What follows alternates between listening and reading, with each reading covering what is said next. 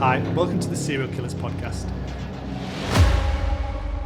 It's a podcast all about the pests, diseases and problems that affect arable crops. Each week we're going to do a deep dive into one of those particular problems.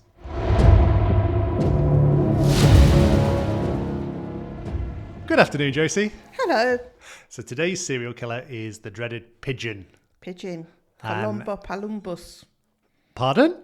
Columba palumbus. I thought it was Columba domestica. Well, that might just be racing pigeons, I suppose. Anyway, pigeons, farmers hate them, and I think most will just say, "Oh, I just shoot them." But I think there's a lot more nuance to pigeons than that. There's loads of interesting facts. Yes, who would have thought that the humble head-bobbing pigeon could be so interesting? I know. Josie's just ran through about 50 amazing facts about pigeons, which is going to Not sure they're amazing, but... Yeah.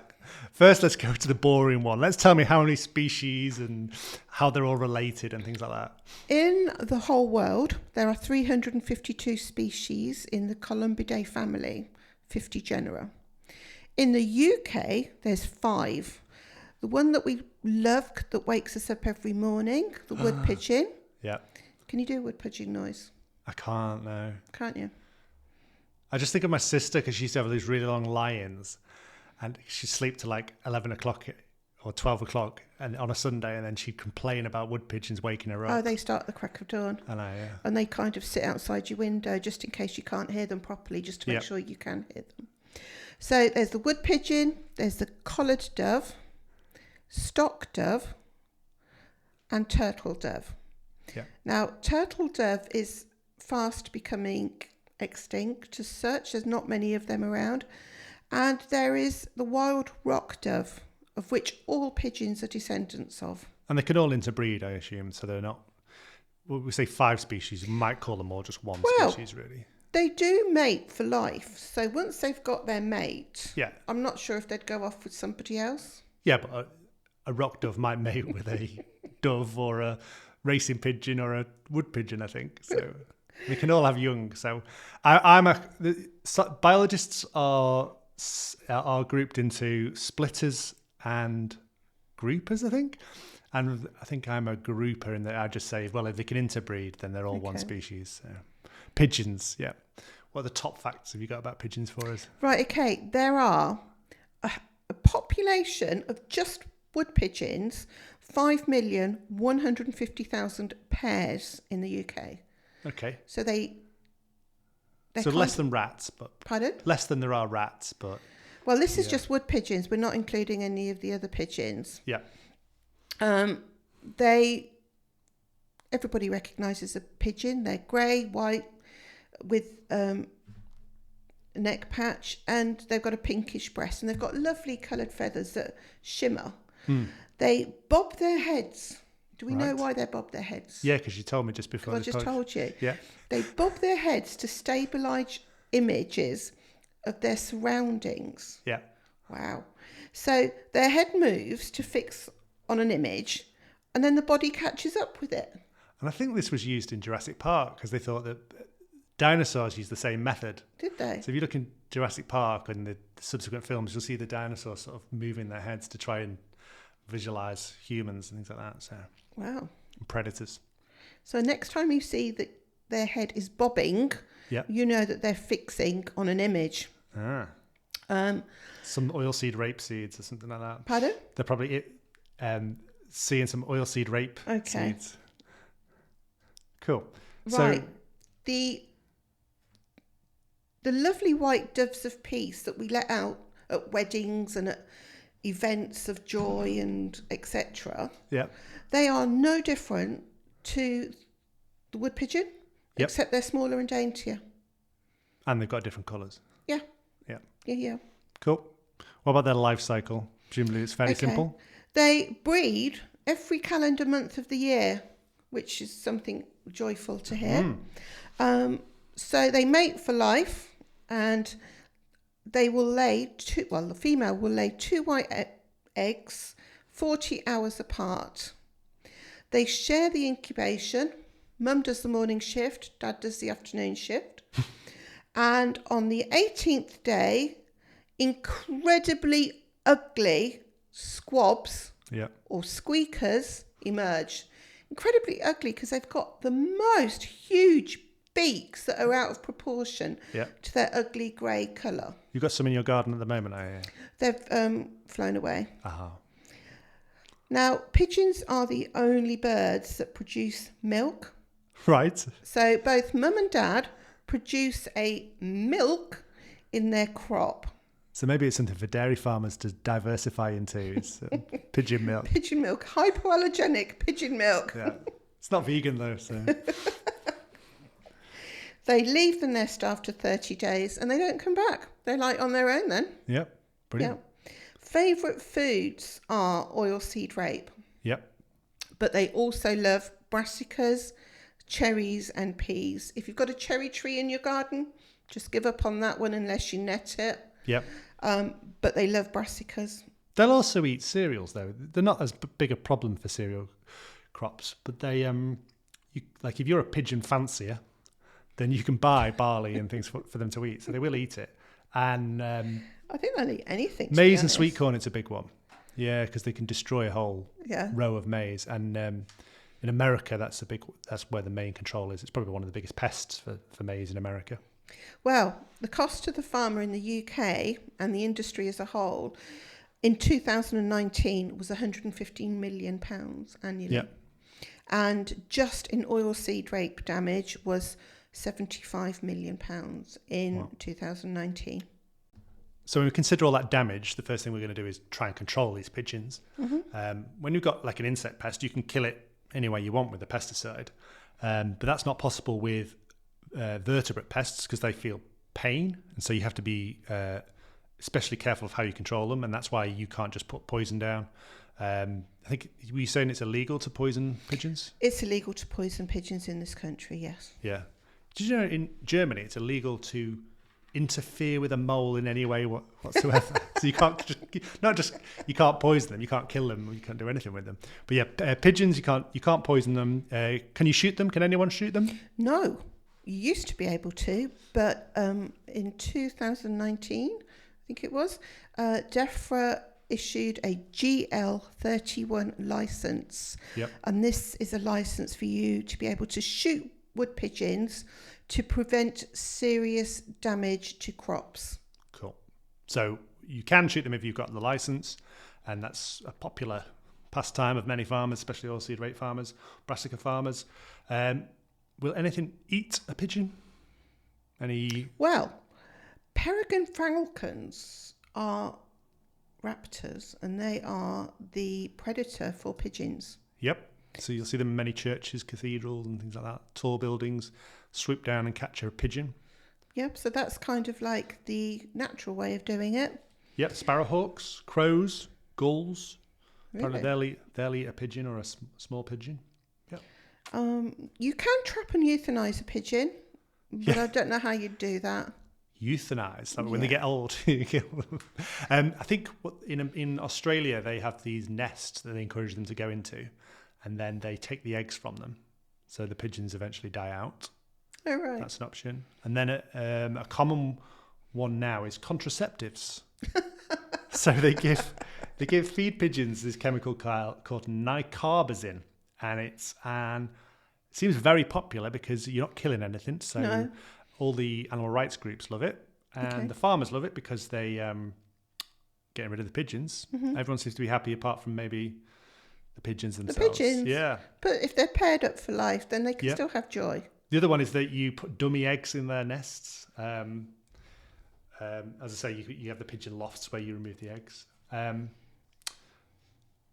there are some other compounds that you can use to stop pigeons. So some people try calcium chloride, but I don't think calcium chloride is really going to work. It's a very inactive chemical, really. It's more of a cheap fertilizer. There was a chemical called 9,10-anthraquinone. 9,10-anthraquinone. And that was popular in maize. However, it's been categorized as a category 1 carcinogen now. And so it's being phased out and being replaced by other compounds. And that's something we're looking at here at Utrema. Looking at more natural or certainly less hazardous methods of dissuading pigeons from attacking crops. So I've got a number of trials around the factory because we have a pigeon problem here outside. Thankfully not inside the warehouse.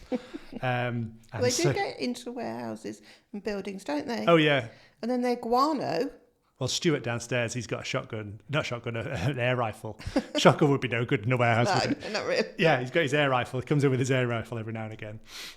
Well, where they nest and where they congregate, they produce lots of guano. So when they go into buildings, it becomes very hazardous because this guano is very bad for your health.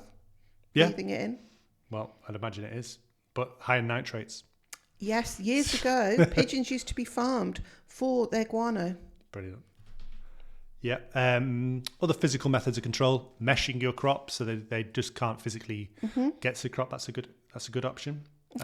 Loud noises, bright lights, scarecrows. Yep. Fake predators dotted around, and shiny reflective objects. Yeah, but I do think a lot of farmers would have trouble finding the volume of CDs to dot around their farm. Especially nowadays. Yeah. Yeah. Maybe when AOL were at their height with all those free CDs, CD-ROMs. I always remember I was on a cycle sportif around Lincolnshire, and there was this kite, fake bird of prey in a field. Mm-hmm. And it was flying over the crops, and someone was like, "Oh, look at that eagle!" It was like for 100 miles after that, he just got ribbed every time we saw one of his eagles.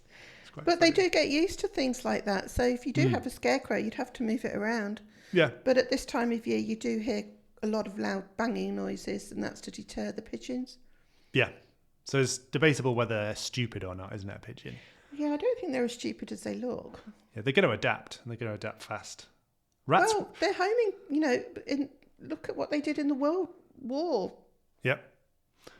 Yeah, homing pigeons. Yeah, they won many a war, didn't they? Yeah. In about 2005, there was a pigeon that was used in New Zealand, and they used to put him at the top of a mountain, and they used to take pictures of tourists on top of the mountain, and then they would put the little SD card on his foot, and he'd fly down to the bottom, and then the photos would be off the SD cards would be printed for the time the tourists came back down the mountain, because the pigeon was the fastest form of data transfer at that time. They can fly up to 50 miles per hour. 50 miles per hour. 50 miles per hour, and they can cover 700 miles in a single flight. Brilliant. So even if you're farming on a distant remote island, they're probably going to come and get you at some point. Yeah. Especially if they stop off on a boat. Yeah. Yeah, they've got stamina. Yeah. And they can survive a long time without food and water as well. And you can find them on every continent apart from Antarctica. Yeah. So there's no getting away from them. Well, apart from going to Antarctica. Antarctica, absolutely. Yeah. But you shouldn't call it Antarctica.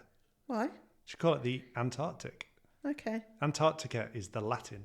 And so in English, we should say the Antarctic. The Antarctic. Yeah. But okay.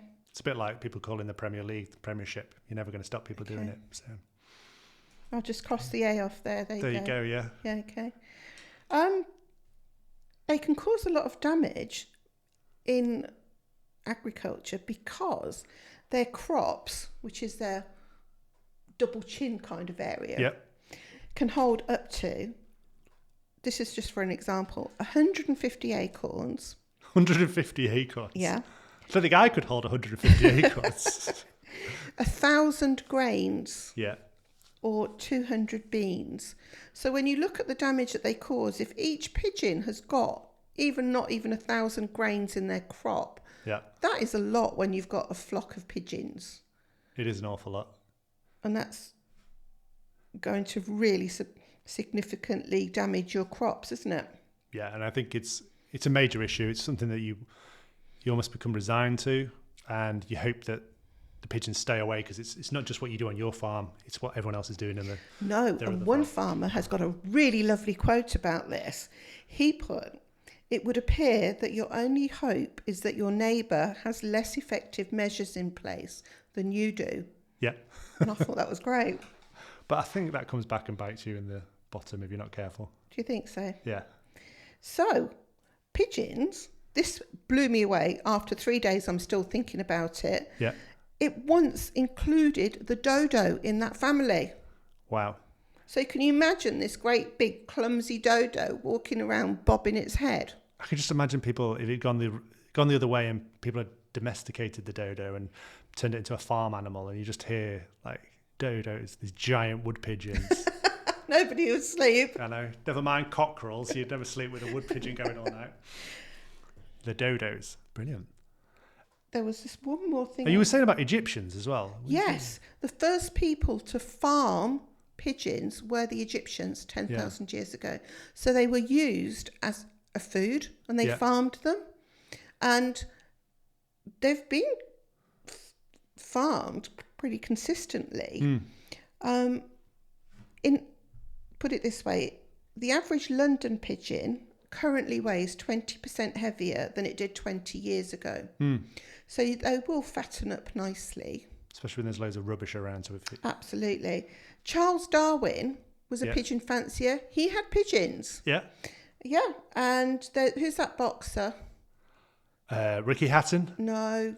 Tyson Fury. Mike Tyson. Mike Tyson. Pigeon fancier as well. And the Queen.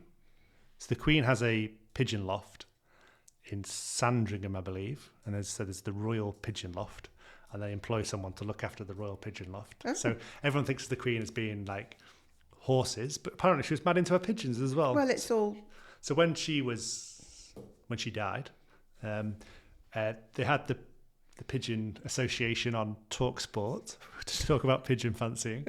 And they said, he really hoped that Prince Charles got a love of pigeons after he inherited the pigeon loft. So, and I think actually most of the pigeons we see around are actually as a result of human activity and domestication and things like that. So they're not wild species. And no, they're not. So we've sort of brought it about ourselves. No, they won't fly away now when you walk down the road. They'll just kind of come up to you saying, where's my food? Yeah.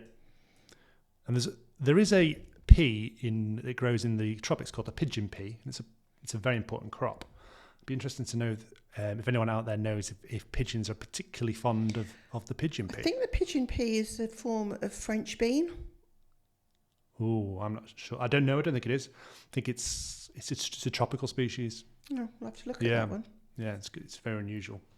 So yeah, it's the most heat tolerant legume there is. So there we go. So I've also got here, in terms of chemical control, cinnamomide. Yeah. And I wonder if that's cinnamon flavoured. Possibly, yeah. And they find that unpalatable, and it reduces pigeon damage on the crops because they don't really like it. However, that's not weather resistant, and you have to reapply it after it's rained. Yeah, there's a few like that. They're water soluble, and so unless you get the sticker right, they just wash off. And so that's going to be a big issue. And there's also glucosinolates, which they've got a bitter taste, which is probably along the same lines. Yeah, I don't believe that though, because the glucosinolates, they're the active ingredient inside brassicas. And that's what makes like sprouts taste. Well, if you don't like sprouts, that's the taste that you don't like. I love sprouts. It's also the anti-cancer compound. Okay. But if pigeons didn't like that, then they wouldn't eat brassicas. No, because brassicas aren't always the tastiest of things, are they? Maybe high glucosinolate crops are more resistant to pigeons. But or maybe the seeds aren't high in glucosinolates, it's only the plants. So something to look into. I haven't got anything else. No, I think that's pigeons done to death, hopefully. Do you think so? Yeah. So if you've enjoyed listening to this podcast about pigeons, then please subscribe, follow, and click that bell icon so you don't miss another exciting episode about something like pigeons or seagulls or white mold, I think, something like that. So yeah, thank you very much for listening. Thank Goodbye. you.